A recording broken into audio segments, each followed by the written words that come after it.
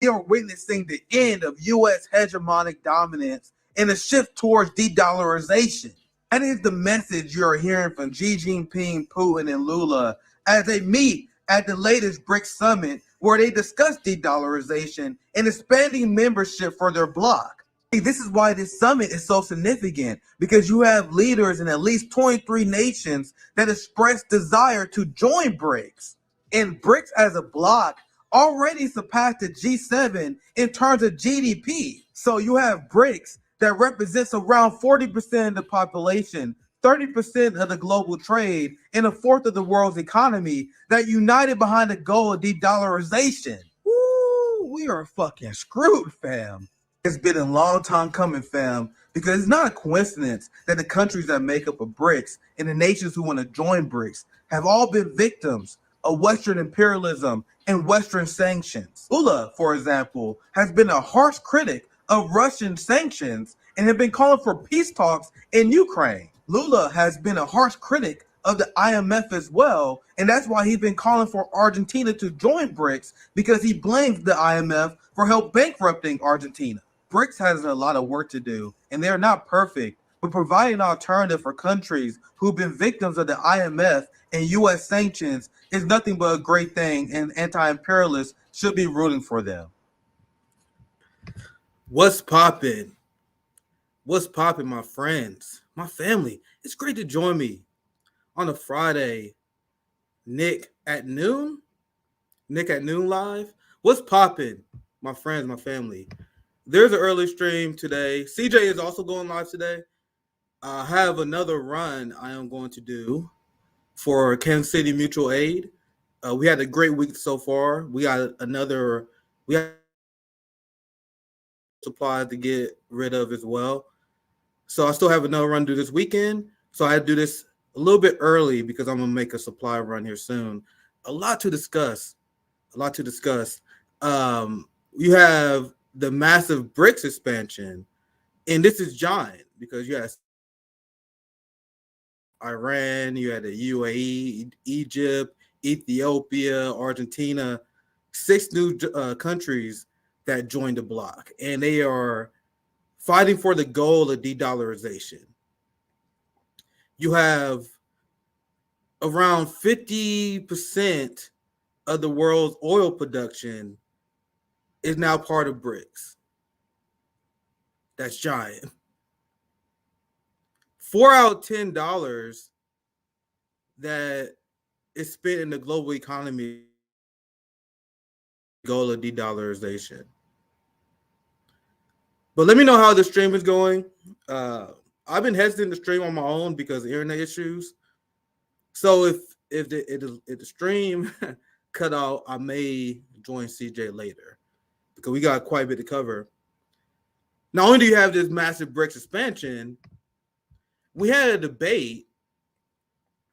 There was a Republican debate where people are running to be commander-in-chief.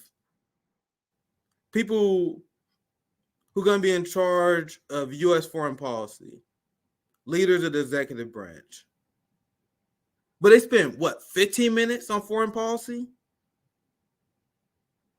They had a debate and conversation with presidential candidates, and they didn't even bring up the BRICS summit that was going on.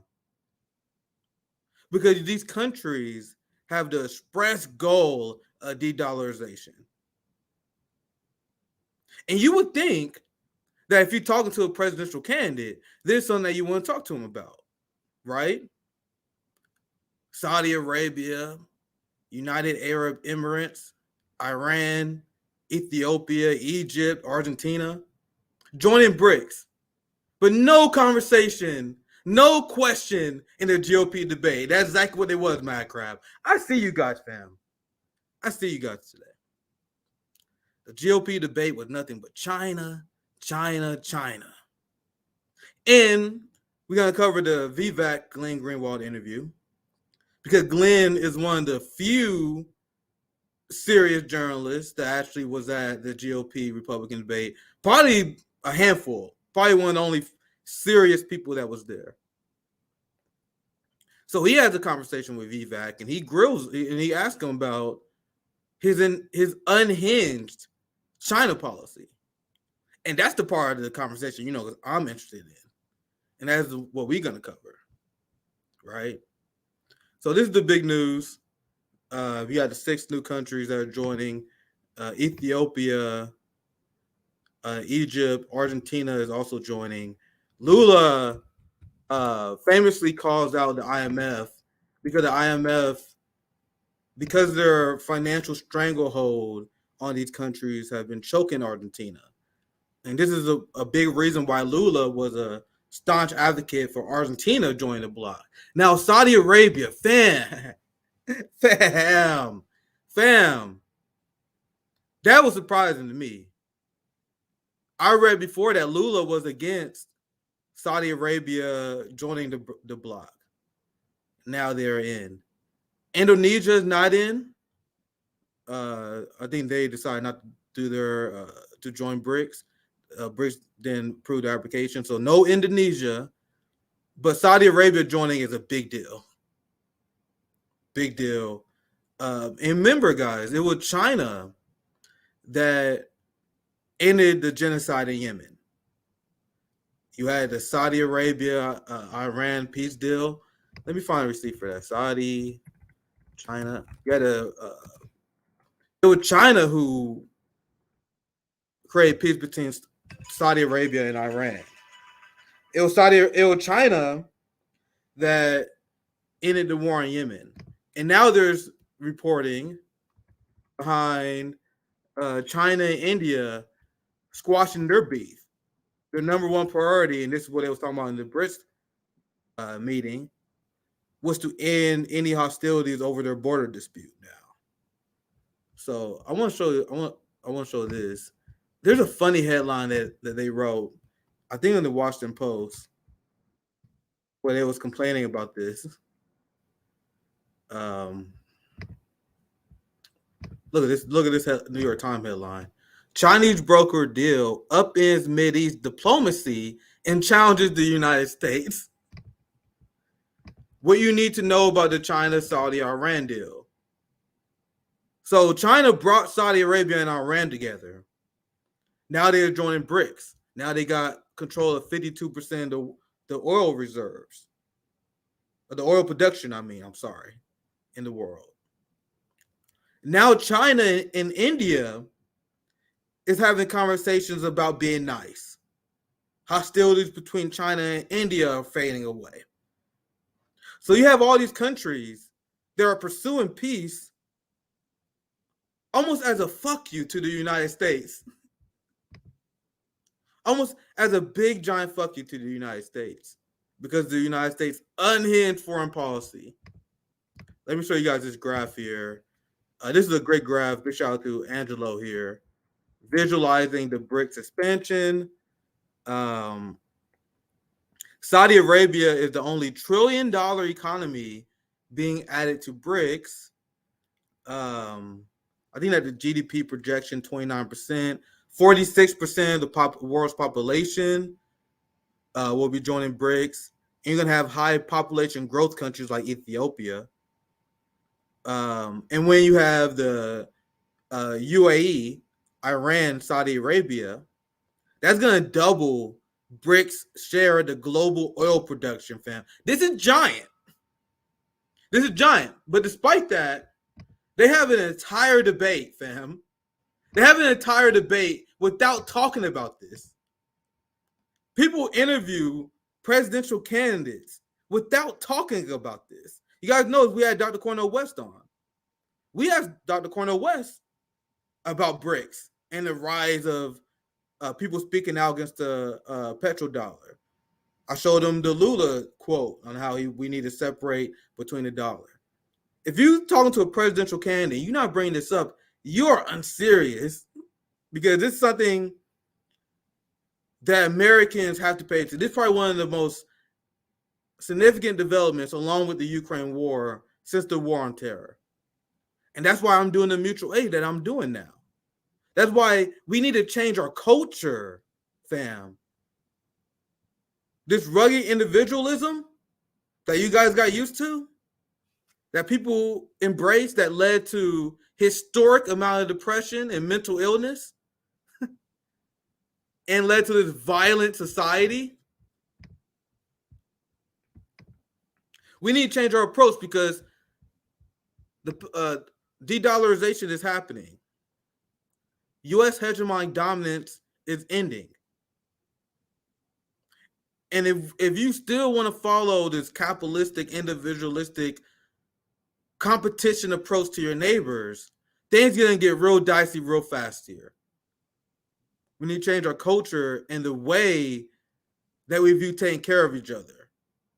That's why when people ask how we can laugh about this, because for one, my family and my generational wealth didn't benefit from U.S. empire.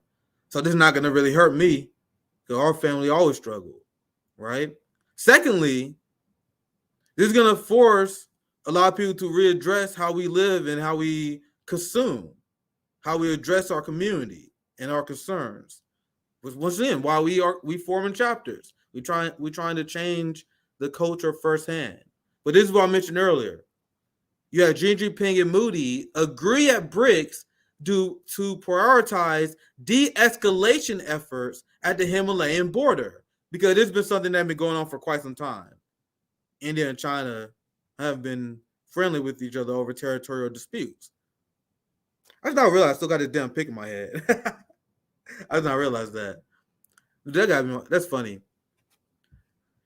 But anyone who covering geopolitical politics and talking to people who run, when you having a debate and there's no conversation about BRICS, when you have presidential candidates like Vivek Ramaswamy, who claims that he's going to pull Russia and China apart as this is going on, that makes no sense.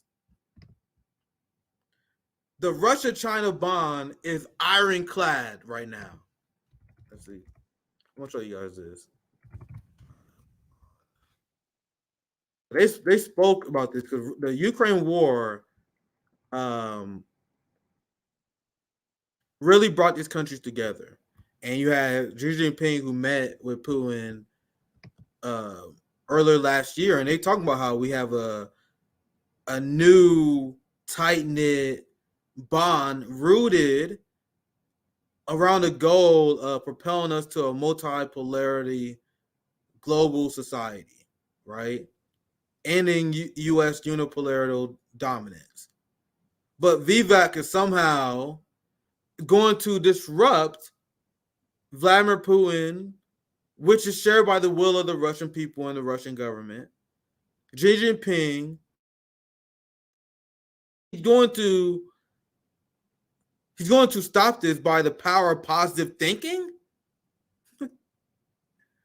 So Vivek definitely was a big winner in the debate. But that doesn't say a lot. That's because the rest of the GOP field is disastrous regarding Ukraine.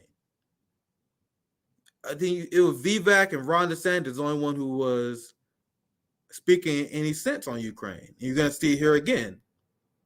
But as I warned you guys for quite some time, just because someone is good on the Ukraine war, which is easy to get right, it does not mean they have a coherent solution. It does not mean they are anti-imperial. Many of the right wing who have critical analysis on the Iraq war and war on terror, it wasn't because they mourned the lives of the civilians that was killed by our government. It's because they was critical of how the war on terror advances U.S. interests. They felt like it weakened the United States. And it was bad foreign policy. And that's essentially the position that you see Vivek coming through here. So let's play this clip real quick and we react to it. So let me ask about two specific examples that I thought expressed itself most vividly, this kind of difference you're describing. The first of which was Ukraine, which was incredibly obvious. Only you on that stage are willing to say emphatically, no more money to Ukraine. It's not in our interest. We have lots of stuff to do here at home, including protecting our own border. DeSantis, as you kind of mocked him for putting his finger in the air, was taking that middle ground of let's have the Europeans pay for it. Yeah. But at the beginning of the war, overwhelmingly, and I know you were against it from the beginnings, when a majority of Americans, a vast majority of Americans, were swept up in the propaganda and wanted the U.S. support for that war. Now you look at polls, overwhelmingly, majorities are against it. They want no more money sent there, especially Republican voters.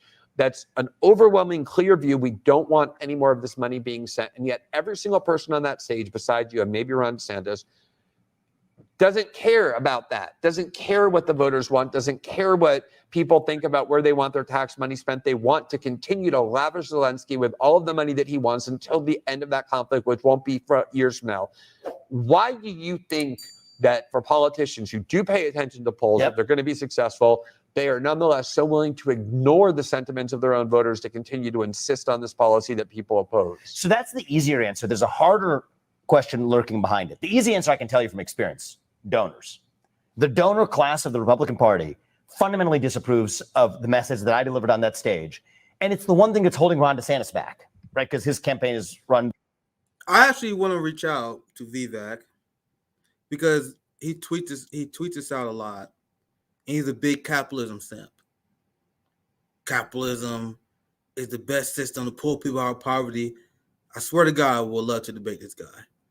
I may look to do a socialist versus capitalist debate here soon against someone, because he explains the concept of donors here, and he doesn't make the connection between how the inherent corruption of capitalism will always influence the government. What happens when the power of capital is stronger than the power of central unified planning, a government?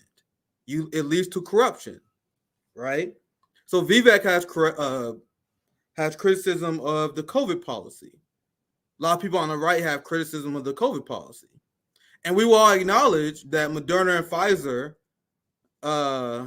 helped shape public policy, and they bought and owned the government, and Big Pharma bought and owned the government, and that led to disastrous COVID policies because of profit motive. Bill Gates was a big pusher of the vaccine when he invested in the vaccine. And because Bill Gates bought the government and bought the media, they forced you guys into mandates. This is a problem of capitalism, fam, because this is what happens when private capital is more powerful than the government. It leads to corruption like the COVID issue, like Ukraine, because Raytheon and Boeing is calling the shots. So this freedom that you guys talk about is an illusion. You understand? There is no freedom in a society ran by capitalists when the central planning model is dictated by private capital. When government is dictated by the wills of private capital, you do not have freedom. And he can explain a very simple concept of how public officials are bought out by the war industry, which is an issue of your system, right? But anyway, I'll let it continue for a bit here. Sentiments of their own voters to continue to insist on this policy that people oppose. So that's the easier answer. There's a harder question lurking behind it. The easy answer I can tell you from experience: donors. The donor class of the Republican Party fundamentally disapproves of the message that I delivered on that stage. And it's the one thing that's holding Ron DeSantis back, right? Because his campaign is run by his super PAC, which is extremely well funded, far better funding than I have in this campaign, even for all the checks I've personally written. And so that holds him back. But the rest of the field is completely, as I said in the stage, it made a lot of people mad, bought and paid for by the donor class. Frankly, now let's analyze what that means, though, because they are bought and paid for, but they bought and paid for in order to advance the interests of the capitalist class. The same exact thing that Vivek Ramaswamy wanted to do, to advance the interests of the capitalist class, as he explained later with Taiwan. He wants to plunge us into a global war with China to control the semiconductor industry market, right? And when you advocate for trickle-down economics, the way that Vivek does, the way this George Soros funded plant does, you're following the interests of the capitalist class the same way that politicians who have donor does. This guy is a giant capitalist simp. And you guys saw on the debate stage earlier this week, they was all essentially bragging about and competing over who can implement trickle-down economics the most. So when people ask me why we are not impressed by these people, what they're saying, their words, even when they call out corruption in their own party, it's extremely empty to people who read theory. It's very empty to people who have class analysis, because Vivek is fighting on the same side as the people who criticize them because they have donors. Now, in the Ukraine war instance, there is a divide in their fight amongst the capitalist class, which Marxists acknowledge happens all the time. Once again, it's not a humanitarian concern. It's a concern about, hey, man, we should be spending these resources waging war with Mexico, waging war with China, propping up our police states. They want the Ukraine war funding to go to the police. It's more about empire strategy, right? Meanwhile, there's other elements of the capitalist class who see the increased profits of Raytheon and Boeing, and that's their number one concern. And those are the people he's calling out. Anyway, let us continue. There's so many contradictions and bullshit when I hear the rhetoric of quote unquote right-wing populists. That's something that Glenn and Vivek talked about early on. And I'm like, I don't buy the concept of right-wing populists. You heard every single one of these bootlicking clowns prop up and apologize and praise the police state. You're not a populist if you support the organization that siphons more wealth from the working class than anyone else via civil asset forfeiture and other bullshit schemes. The organization that is designed to break up strikes, fam. You're not a populist if you are rocking the blue stripe. Anyway, let me continue. That's beside the point. Let's get back to the foreign policy part. Some of which is bipartisan. It's the same donor class that swings in the other direction. Far better funding than I have in this campaign, even for all the checks I've personally written. And so that holds him back. But the rest of the field is completely, as I said in the stage, it made a lot of people mad, bought and paid for. He even said that there are checks that he personally fucking written, fam. He wrote some checks. So he shared their interest. Do people understand this? The people who think they're populists, who support this guy, there's a ton of Americans who have no theory, no.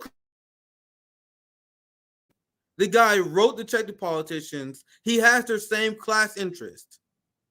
Let's continue. By the donor class, frankly, some of which is bipartisan. It's the same donor class that swings in the other direction at times too. The deeper mystery, though, Glenn, and I don't have a great answer on this, is then why the donor class is so attached to this religion, Zelenskyism, Ukrainism. You know, once again, the answer is simple. Raytheon and Boeing is making record profits, and that's who they work for. Anyway, let's continue. It's a modern cult in the United States of America. And the tempting answer, and I quipped a little bit, had a little fun with Nikki last night about, Lockheed Martin and Raytheon, and there's an element of a military-industrial complex, but I believe in truth. And if I'm getting to the truth of the matter, I don't think that's really what's going on, because I know countless donors that I've lost over this issue. Right. I can't imagine that they're thinking about what the value of their stock holding is in some weapons manufacturer. I don't think that's it. It's just not, but it's something else. Is it that there is embedded in the Republican Party for decades now this ideology about the United States and the role it plays in the world for all sorts of self-interest? It's embedded in both parties. It's Joe Biden and Liz Cheney. A lot more. There's a lot more support in the Democratic Party, or a lot less opposition in the Democratic Party to the war in Ukraine than there's in the Republican Party, which I think is interesting. They want that war going on at least as much as the Republican establishment, if not more so. I'm just wondering, though, whether there's this kind of genuine conviction, which sounds naive when you're talking about Washington, people with actual convictions, that this ideology has been embedded for decades, going back to the Cold War, the War on Terror, that the way we maintain our dominance in the world is through foreign military operations. So I think I have a good finger on the pulse of what's going on here. I don't think they have convictions. I think that these politicians on the stage yesterday are puppets. I'm deeply convinced of that. I mean, you interact with people, they're good people, they're fine, but they're vessels. Right. Listless vessels, if we may use the word, of super PACs. Now, I think that some of those people, though, in that donor establishment, ironically, are people who do have convictions in what that view of American hegemony should be, some of which is tied to self-interest. this is what happens. This is what no theory does to a motherfucker. Clown ass grade school analysis that we listen to right here, fam. But let's continue. Interest, but not all. It's this attachment to a sense of self-confidence that's derived from superiority over the other. And I think that once you've earned a certain amount of money, the moral superiority then becomes more important than financial superiority. The marginal return of the added green piece of paper isn't worth as much. But the psychological security of knowing that you are better than your fellow man, that's really what I think drives. It's the sick psychology Adam behind Smith actually wrote driving about this that war. in The Wealth of Nations. The He idea did, that actually. there's this sort That's a of good point. vicarious sense of strength and purpose that comes from reading about the conquest of your foreign armies, Yes. especially if you watch from a safe distance, even if that means a little higher taxes. Especially if it's you're worth insulated from the consequence as well. Exactly. No, that's It's the not key. your kid No, going to that's fight. the key, right? It's neither you nor your family that's fighting. It's other people's family who are fighting. That's a great point on Adam Smith. It's a actually. really. I'll show you. If you haven't seen it, I'll show you the passage. It describes. Sounds familiar. I mean, I've been years since I've read. So I actually led with the best part, believe it or not, because he's right on the Ukraine issue, but then Glenn is like, okay, you're right on Ukraine, but fam, that shit he said about China? Can you explain that to me?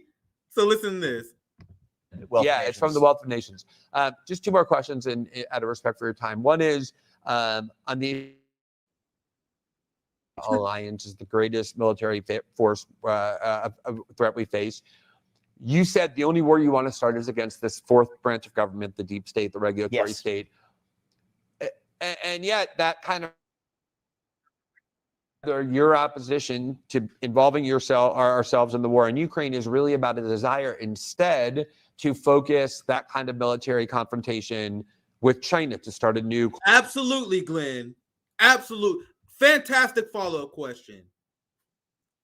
That is exactly what it is. So Glenn, they had a great conversation in the first 15 minutes. They talk about Ukraine, what they agreed on. And now Glenn's like, hold on. So I get the Ukraine thing, but can you you're crazy on China, fam. Can you explain that? That's essentially what Glenn is doing. That's a great follow-up question that every single one of these fake populists should be asked. So this is Glenn calling out that hypocrisy. A threat we face. You said the only war you want to start is against this fourth branch. And yet that kind of rhetoric leads people to wonder whether your opposition to involving ourselves in the war in Ukraine is really about a desire instead to focus that kind of military confrontation with China to start a new Cold War with China. What is your view of the U.S. rule? I've said in the recent weeks, which also was the source of some jabs that some other candidates were giving me for my views there, I want to pull Russia apart from China. I do think that China is a real threat to the United States. This child is still repeating that stupid political fan fiction garbage that he's going to pull Russia for China. So I'll let Glenn push back here. This is a great exchange. I do think that China is a real threat to the United States. In what sense are they a real threat? Well, I think that they want to hold an economic gun over our head and ultimately exert leverage to advance geopolitical goals using the economy to do it. And what? That's garbage. They are holding an economic gun to our head because they are trying to grow their economy. They are a threat to us because they have the audacity of growing their GDP. They have the audacity of lifting people out of poverty.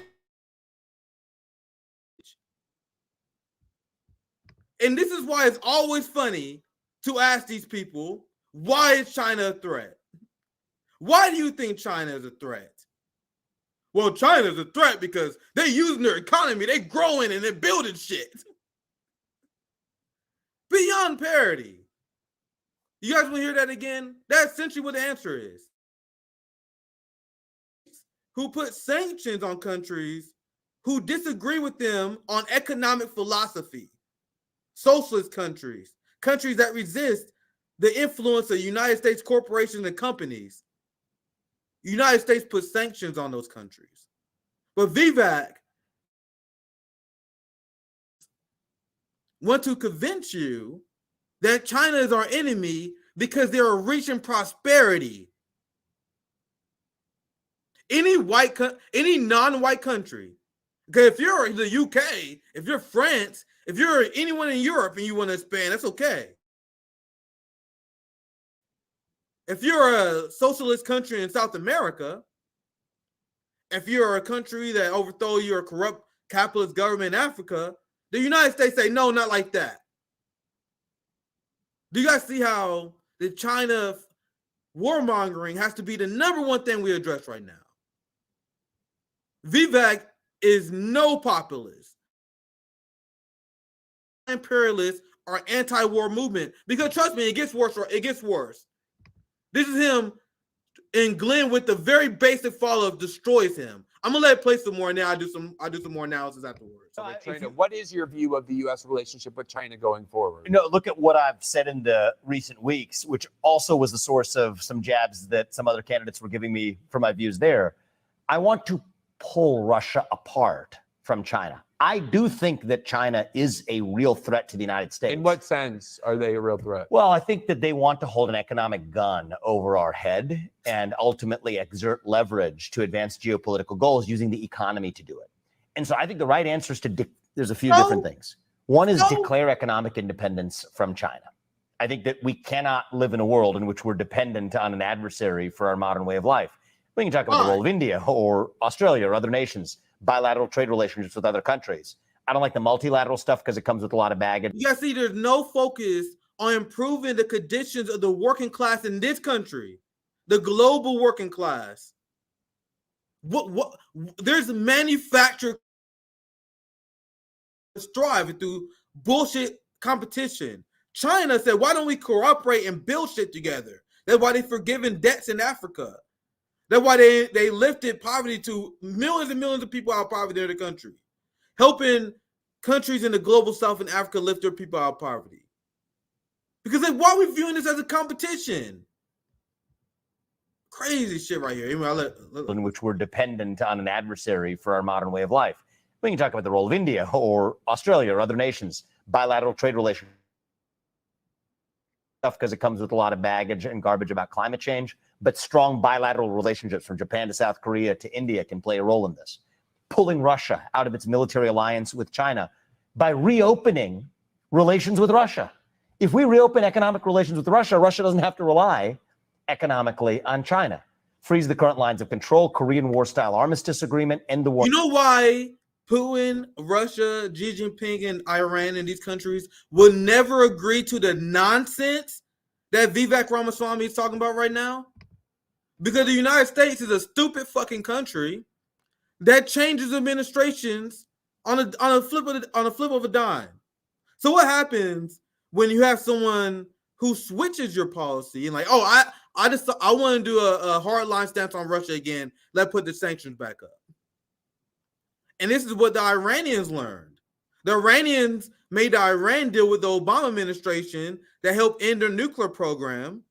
And then Trump came in, ripped the Iran deal up. So now Iran is like, even if you guys want to get back in, what's stopping another unhinged maniac from coming in and ripping up the next deal? So Vivek is so fucking stupid, so naive, he don't even realize that other countries like, okay, even if you do this, even if I'm dumb enough to accept their terms, what's stopping the next president? What's stopping President Buttigieg, fam? What's stopping President Newsom from ripping that shit up and putting sanctions back on your country? That Russia is not stupid enough to do that. And Glenn does not have the time, because they have a very limited amount of time in this interview. He doesn't have the time to break down everything he says that is ridiculously fucking stupid, because you guys see I'm struggling to get through one or two sentences before I had to explain to you guys how his rhetoric only tricks dumb people that think he's smart. You know what I mean? He's a dumb person's idea of a smart person. Like, if you don't understand geopolitical politics, what Vivek is saying, you're like, huh? Yeah, why don't we pull Putin from Xi Jinping? Yeah, that would be a good idea. We pull the lines together. Meanwhile, anyone who in reality is like, what the hell are you talking about? How are you going to accomplish this? How does this make sense for Putin to agree to? You're a child. Anyone who believes this is a good answer, you're a child too. It's unbelievable shit here. I'll let it play. I gotta get to some other stories. I apologize, fam, but you gotta see how hard this is to get through. There's so many things I gotta check with this guy. But I promise I'll let it play through. Military alliance with China by reopening relations with Russia. If we reopen economic relations with Russia, Russia doesn't have to rely economically on China. Freeze the current lines of control, Korean War-style armistice agreement, end the war in Ukraine, permanent commitment for NATO not to admit Ukraine. It's a reverse maneuver of what Nixon did in 1972. He pulled Mao out of Brezhnev's little brother arm. Well, Putin is like the new Mao. Let's pull him out of Xi Jinping's class and move from a bilateral international order. Jesus fucking Christ. This guy with the Putin is the new Mao garbage. Putin is a capitalist for one. I'm sorry. That favors China. I deeply apologize. To a trilateral one where none of the three major superpowers, nuclear superpowers, are aligned. I think that's a good thing. As it relates to Taiwan, I favor moving from strategic ambiguity to strategic clarity. Oh my God. I'm sorry, guys. You guys know how crazy that is? Vivek is doubling down on the right from the establishment position. So Joe Biden, every single Republican, their strategy had been strategic ambiguity, where they say publicly we support one China, but they act differently in order to escalate with China. Vivek says, no, fuck that shit. Let's just go full throttled hostile against China. Jesus. I'm sorry. I gotta let it play. I'm so sorry, guys. This shit is so hard to get through. What he is saying is as unhinged as it gets. I swear to God, let it play. I promise to God. Yeah. Jesus. To a trilateral one where none of the three major superpowers, nuclear superpowers, are aligned. I think that's a good thing. As it relates to Taiwan, I favor moving from strategic ambiguity to strategic clarity. Right now, the U.S. just does depend on Taiwan for semiconductors. Our entire modern way of life, the camera that's recording this interview, that laptop on your lap. Which is the excuse as to why we need to defend Taiwan, but not Ukraine. So the question then becomes, well, no, but I'm going to roll this forward. Let's get away from dependence on superconductors. Yes, and then the question is, does that change our relationship with China vis-a-vis Taiwan and in general? Yes, it does once we achieve semiconductor independence. So I'm going to lead us by the end of our first term to ensure that we have semiconductor independence in this country. And what I've said is, I want to be very clear that there are a couple reasons why China might want to go for Taiwan. But if one of them is to lord over the United States, holding hostage our modern way of life, I'm not okay with that. And we will defend Taiwan. This does a couple of things. One is, what right do you have to...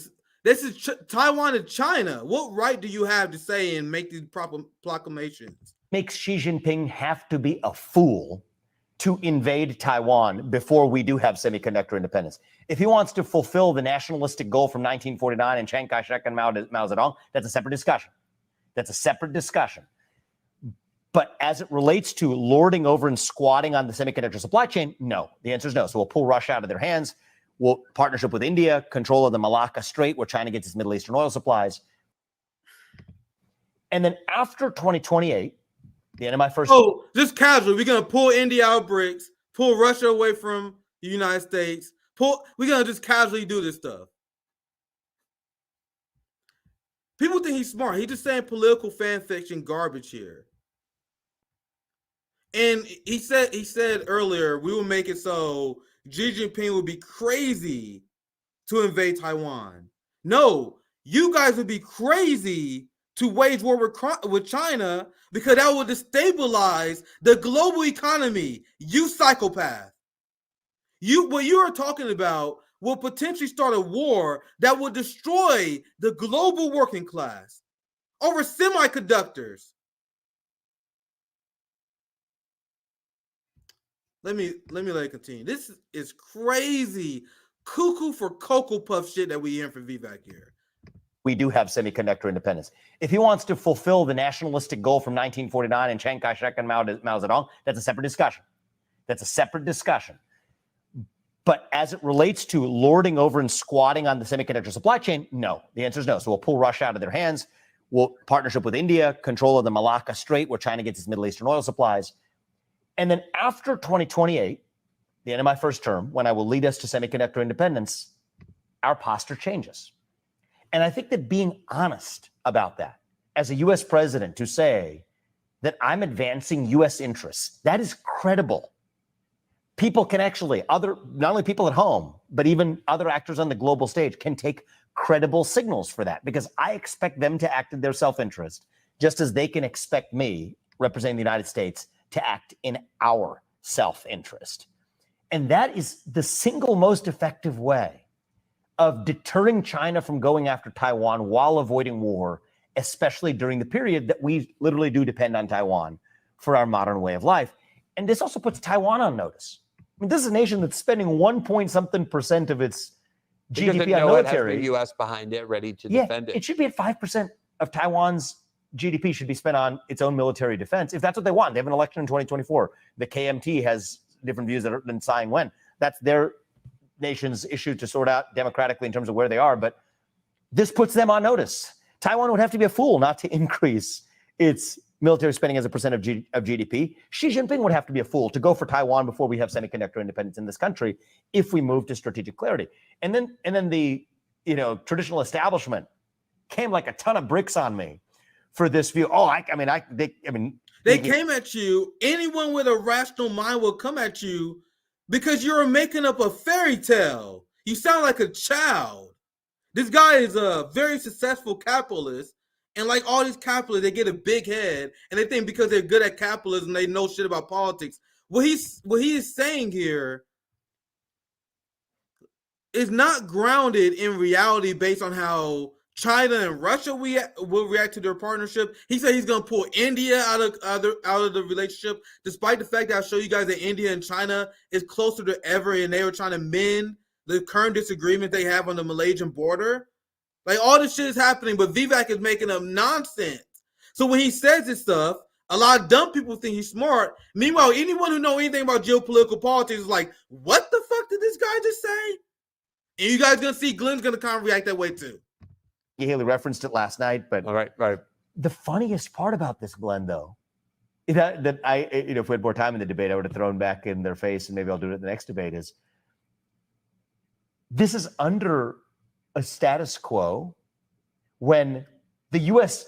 technically is espousing still the one China policy that would still deride Donald Trump for picking up a phone call from the Taiwanese president in 2015 to congratulate him that bloke broke diplomatic protocol. And we embrace the one China policy, and we can't say what we'll do on Taiwan. That if I, as a guy, say I will defend Taiwan until we achieve semiconductor independence, but has the implication that the posture could change, which is even kind of more hard line. But you guys see what Glenn says there? He just simply says that's even more hard line. What Vivek is saying is to the right of John Bolton's current position, fam. He's been critical of Joe Biden for not being explicit enough in the war against China. So Glenn responds, because remember, Glenn brought this up in the first place because he said, I think the criticism is that you are good on Ukraine, but you're just going to turn around and wage war with China. Is that true? And Vivek like, well, essentially, yeah. Yeah, essentially. So then Glenn was like, yeah, so you're more hardline then. So our criticism of Vivek, Glenn asked about, and he essentially proves us correct immediately. And that's what Glenn says here. Like, yeah, so you'd be even more hardline than like the Biden administration. Congratulate him that bloke broke diplomatic protocol, and we embrace the one China policy, and we can't say what we'll do on Taiwan. That if I, as a guy, say I will defend Taiwan until we achieve semiconductor independence, but has the implication that the posture could change, which is even kind of more hard line. But you guys see, Glenn is limited by time. If you watch the whole thing, he says this multiple times. You guys see this is 25 minutes, and I'm sure Vivek probably had time restraints. He probably had time restraints. And I'm sure Glenn had a lot to say about that. But in the limited time that he had, he essentially was like, so you essentially like the establishment.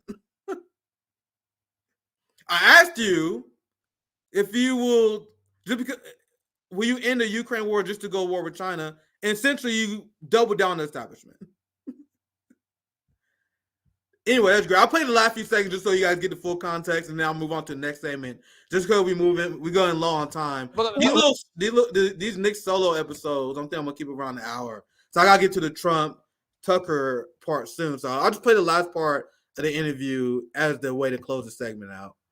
Could change, which after. is even kind of more hard line. But it's neither more from that perspective. It's neither more nor less hard line. But it's laughable that they will point to that as being a softy position when all I'm saying is let's be honest, right, and let's be clear. This is how nations can actually deal with one another diplomatically if they can actually trust one another credibly. That you're actually, who would have ever thought, following your self-interest, and that is how you avoid wars that are against the interest of the United States, and if I may say it, against the interests of other nations as well. Well, last question, because anyway, we have a hard... So I'll wrap it there just for a sake of time. But Vivek, just like the entirety of the right wing, just because they get the issue of Ukraine correct, do not mean they have a coherent vision on how they would end the Ukraine war, on how they would end the spending of the military-industrial complex and the nonstop conflict that the West and the empire is engaged with. So the last segment that we do today, and we're gonna make it short because we have a special Friday night head-to-head show, back-to-back show. CJ will be live next. CJ got quite a few topics to cover. He's gonna cover AOC getting blown the fuck out once again on Twitter. She got fact-checked by the community notes because she was saying that Republicans were cutting SNAP benefits, even though that was Joe Biden, and she was lying like a Democratic Party propagandist. But the last story that we have today, I'm going to get to 449. Approval rating. Is this absolute joke of an interview. CJ covered a little bit of it. This interview is so trash. It's kind of not even worth covering. But there's one part that is particularly hilarious because Tucker Carlson starts off, and because he's big on the Epstein case, right? So he's like, Bill Barr is a fucking idiot. He's knowingly lying to people because he said Epstein kills himself. You don't think Epstein kills himself, right? And then Donald Trump literally dodges the question in the most desperate way I've ever seen. And because, as I explained to you guys before, this was a joke interview where there was no follow-up questions. At least Glenn with Vivek, you guys see, had follow-up on China. I pushed Dr. Cornel West on lesser two evilisms and his language on Biden. We asked some tough questions about mandates, the Ukraine war, et cetera, et cetera. I grilled him on Bernie, and this is despite us having a lot of agreements, right? The same way that Glenn is expected to push back on Vivek. But Tucker, being the two-party duopolist that he is, has Trump on for 46 minutes and completely licks his ass, gives him the easiest praise, the most praised, sycophantic interview I've ever seen in my life. Completely unimpressive. Don't know why anyone thinks there's any value in this at all.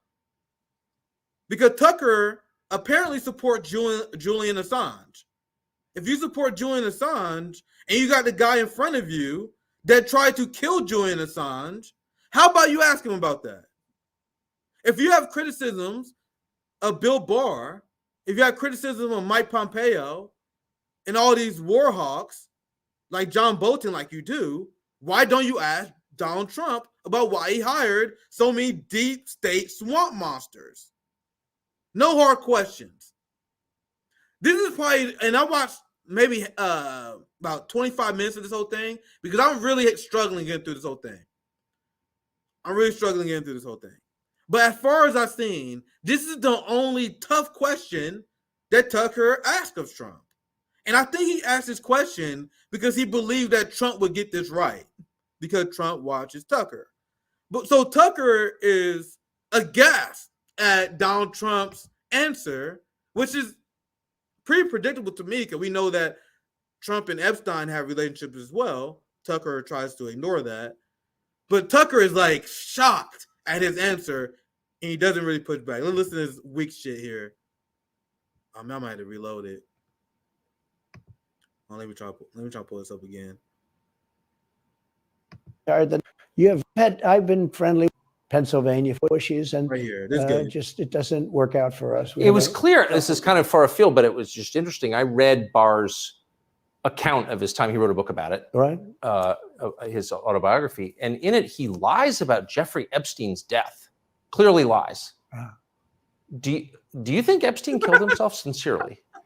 I don't know. I will say that he was a fixture in Palm Beach. Yeah. What?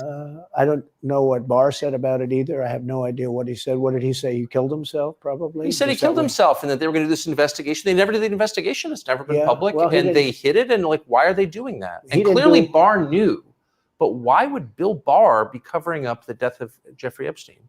Now, this is something that Tucker Carlson hits on all the time. Why is he lying for Jeffrey Epstein?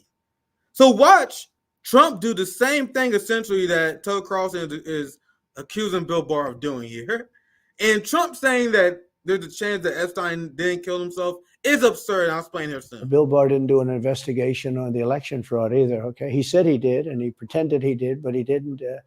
McSwain, the U.S. attorney in Pennsylvania, Philadelphia, said Barr just wouldn't let him do it. It was crazy. Barr became so petrified, so frightened of being impeached. They were going to impeach him. I don't know if you remember it. Yeah. It's not a big moment in history. But they said, we're going to impeach. They play a much rougher game, the left, the lunatics. And they were going to impeach Bill Barr, and he was petrified. Now, how do you not get impeached? Don't do any of this stuff. But he didn't do the job there. I don't know what he did with Epstein, but possibly he didn't. Do you think it's possible that Epstein was killed? Oh, sure, it's possible. I mean, I don't really believe. I think he probably. So Trump is so weak. Trump is panicking here because he don't want to piss Tucker off. But he first like, no, I don't think he did. So Tucker had all the heat in the world for Bill Barr, and he had for anyone who said that Epstein killed himself because that's absurd to believe.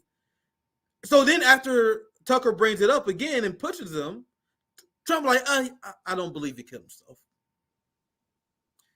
They had the man on suicide watch. He had nothing but paper and the ceiling short enough where it's literally physically impossible to hang yourself. Then the cameras went out and the security guard went on an unapproved break. Anyone who believes that Epstein killed himself in these situations is a establishment moron. And I say that because you turn your brain off to the point where you just believe anything the establishment says. There's been people who was at that facility before who was under suicide watch who later explained it is literally physically impossible to hang yourself in a short ceiling with only paper and a security guard on watch, even if you somehow pull that off. It's absolutely absurd. And then the security camera go off. But Trump still is not allowed to say he killed himself. Why do you guys think that is? Let's play up part again. I'll let him finish. Get impeached. Don't do any of this stuff.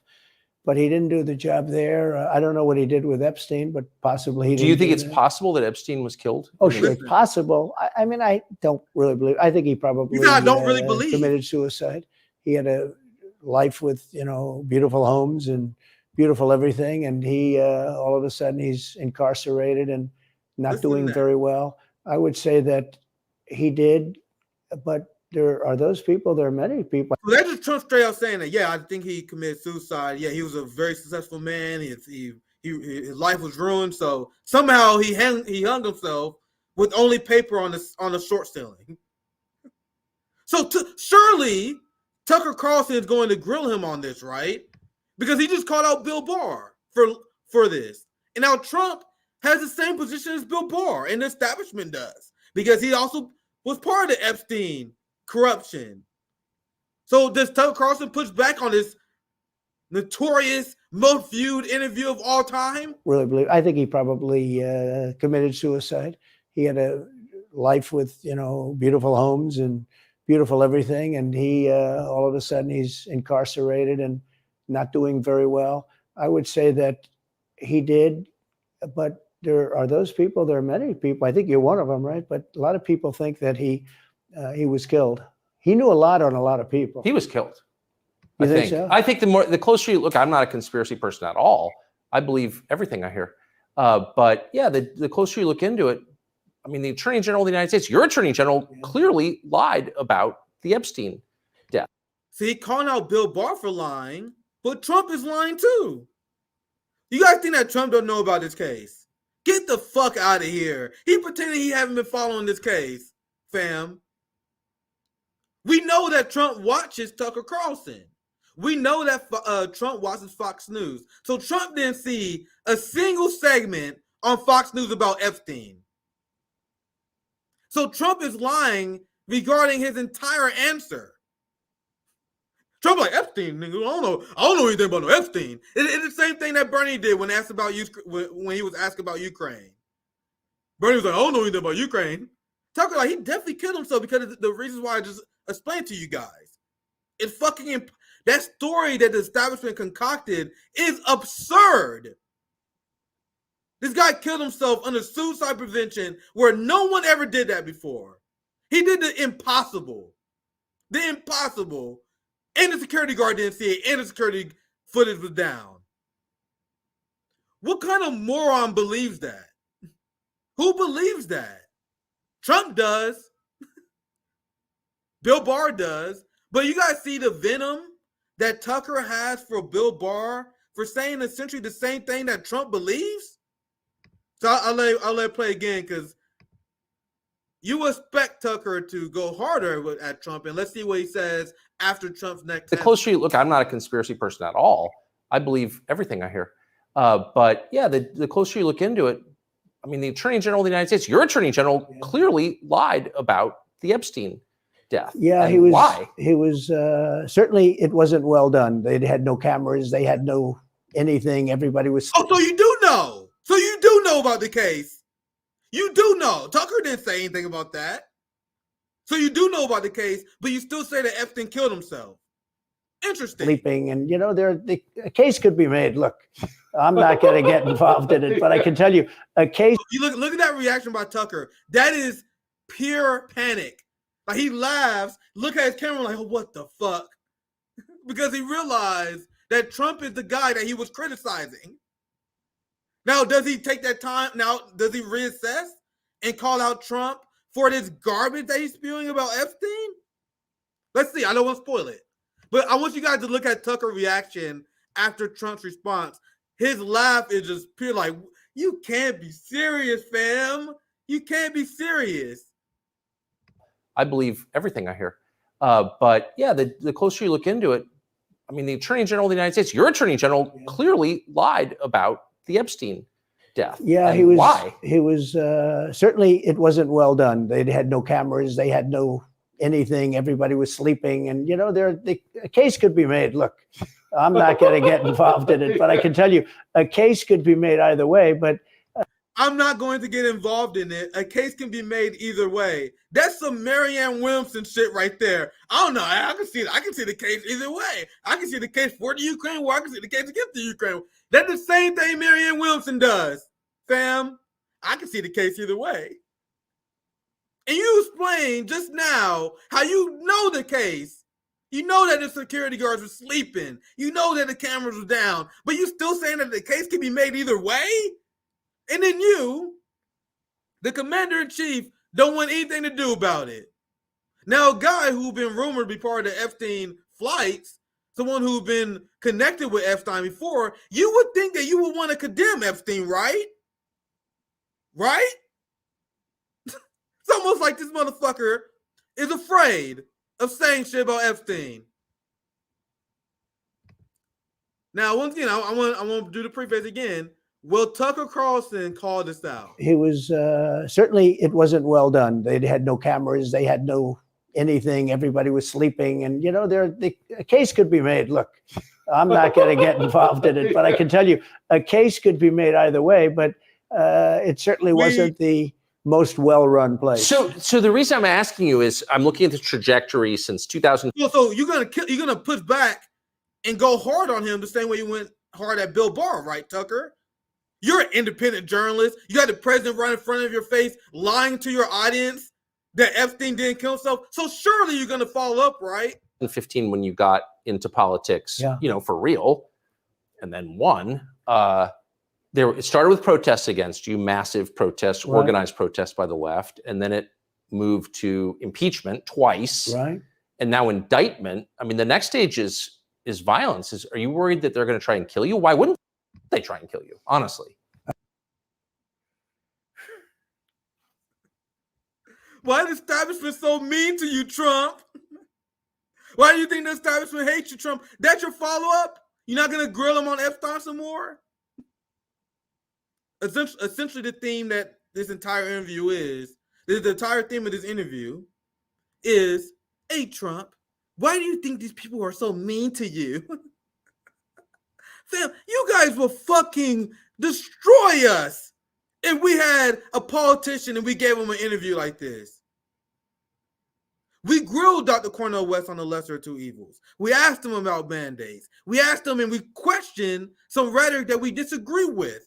I talked about and I questioned him regarding his stance on calling Trump a fascist versus Biden a fascist, right? There are things that we push back on Dr. Cornel West, even though we are lying.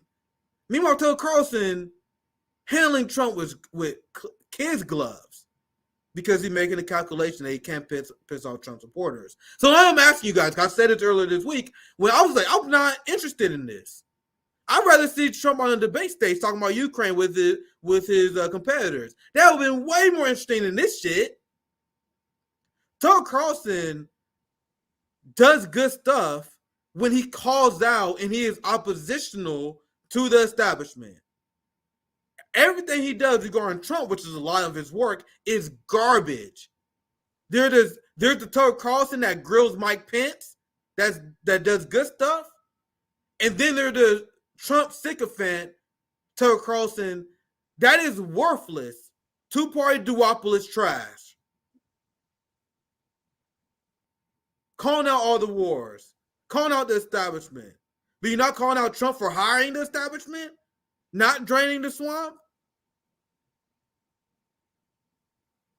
Letting him get away with this bullshit lie about Epstein that you clearly have no patience with regarding Bill Barr. So why was it better for Trump to do this interview versus him debating Mike Pence on Ukraine, for example? This was weak. And seeing Trump fans cheer this on, exactly why me and CJ told you guys we're not interested, they're not our concern building with these people. They were cheering on literal Nancy Pelosi tactics. Nancy Pelosi tactics is she will not debate Shahid Buttar because she feel like she's so ahead in the polls. And people grilled her for that.